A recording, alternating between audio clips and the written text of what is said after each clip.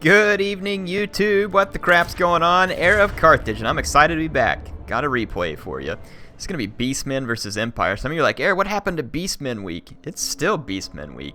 The week can be longer. Patchy's the one that determines how long the week is, and Patchy says the week's not over. Nah, I haven't gotten a ton of chance to play battles, and so yeah, just when I say it's going to be a week of something, doesn't necessarily have to limit us to a calendar week.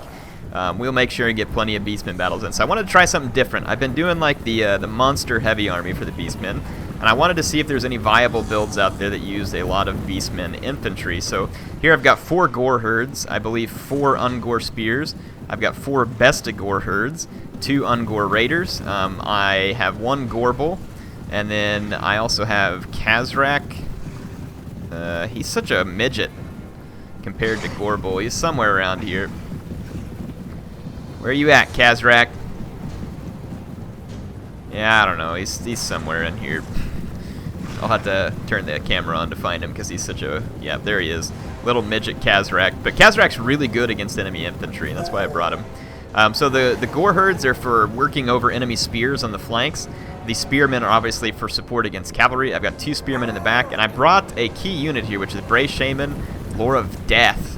And some of you might be wondering, really? Lore of Death, what are you going to do? Spirit Leech this guy? No, I have other plans, actually, and I'll explain. So Lore of Death is, the direct damage spells in it they're okay, but they're not great because of healing potions. That's the main reason why they're not great. Now over here, check it out. My opponent pops up this Sterling's Revenge, which is a free company militia. And I forget that these guys are actually pretty dang decent in melee. So I just start charging them with the Spear Herd. Watch these guys, they just start mowing down my Spear Herd. And I'm going to chase him with the Spear Herd anyway. Whatever, this unit's probably cost more than my Spear Herd. I could be wrong. But I'm going to just use the Spear Herd to keep these guys busy and chase them away. So that'll work for now. And my opponent did not bring any artillery. And I couldn't see any cavalry to begin with. He's got this Demigryph Knights with halberds hidden over there in the woods. That's the only thing I can see at the moment. He's got 2 crossbows, and they start working over my Beastlords herd, which I don't like, so I'm going to have to get into combat quickly. My idea is that Gorbel can punch through enemy lines to get to skirmishers. He's got another Demigryph Knight with halberd right there as well, so he's got plenty of artillery support. He's got a couple of great swords. He's got the silver bullets over here, and then the 2 crossbows. So he's got 2 great swords, 4 regular swords, or sorry, 3 great swords. He's got a pretty tough army here. It's not like the most brilliant I've ever seen. He's got Karl Franz here. He's on a horse, and Franz is not a bad lord. I'm surprised he didn't do a flying lord, though. But watch what happens. I charge into combat with my Beastlords, and immediately I drop a spell right here. And the spell I drop is a Lore of Death spell that's called Aspect of the Dreadlight, or Dread Knight, and it helps my units cause terror. And I then hit them with a debuff called Doom and Darkness, which is going to take away 16 leadership. So the 2 of these things are going to quickly help me punch a hole right through the Empire line, and you can see that the enemy line just crumbles under the initial assault and doesn't really get any time to be supported. Gorbel is going to break through and get into the silver bullets so that they can no longer be effective, and you can see my Beastlords are going to smash on through and get into the great swords. So far my plan with the Brave Shaman Death is working well. My Ungor Raiders can sit back in the meantime and fire at whatever target I choose, which here I've got a really nice angle into the flank of these great swords. So yeah, I'm going to be getting some kills on the great swords. They are armored though, so they're not going to die in droves, but it'll help. And then I'm saving my Winds of Magic for another terror assault, basically. So the battle's definitely not over yet, though Karl Franz is bogged down in a bunch of Beastlords, and that'll be a great fight for the Beastlords. You can see again Gorbel doing exactly what I want him to, which is targeting out an important unit. And then Khazrak is so good versus infantry that I don't even have to worry about like all these swordsmen or great swords. Like he can hold his own as long as he's not getting hammered by flying units.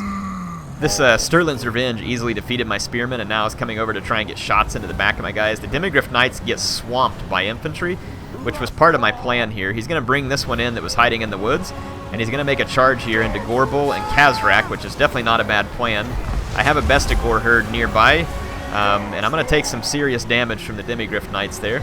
But you can see my infantry is chewing through him, and Karl Franz took a beating. Here comes the next Aspect of Dreadlight. I use it over here to get rid of the Demigryphs and the Greatsword, which were hanging on far longer than I wanted them to.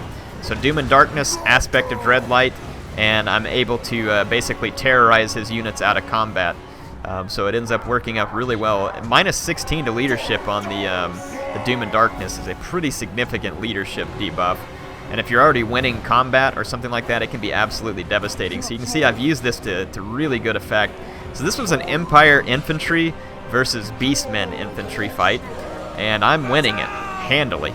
And the Empire even had superior skirmishers here too, but that's where Gorbel comes in. I gave Gorbel a potion of foolhardiness and a healing potion, so that if I had to pull him through enemy units, that I can do that. Kazrak is headed back here to get after some swordsmen. He's being charged by Demigryph Knights, so not ideal. Like I said, we're okay, because my infantry's busting through and it's able to support. And then my Bray Shaman of Death has been safe this whole time too. He's right here running around. The damage he's taken is because I'm overcasting certain spells to get a bigger effect out of them.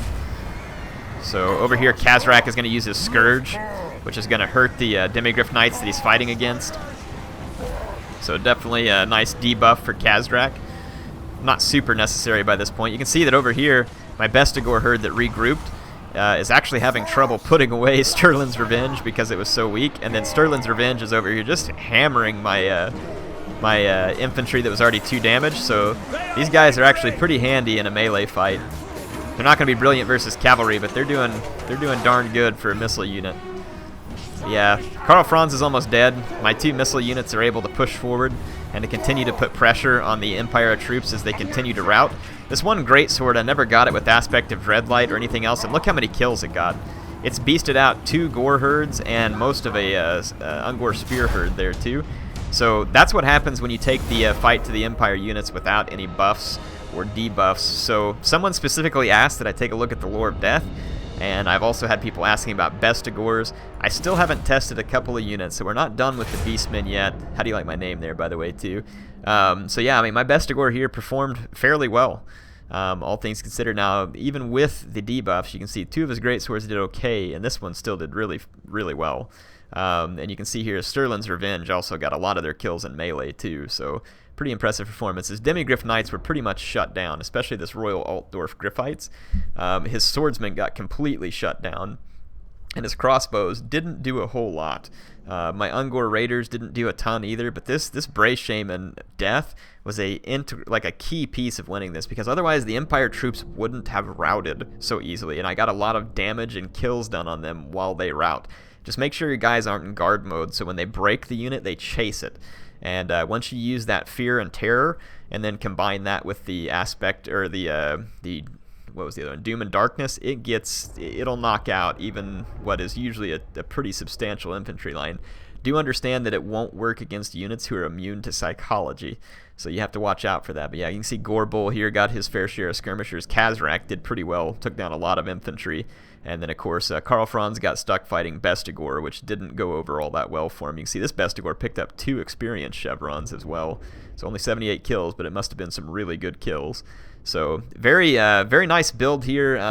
I think it's not I would say this is going to be a good Beastmen if you don't expect a Flying Death Squad, which I did bring some archers just in case there was a Flying Death Squad that I needed to fight against.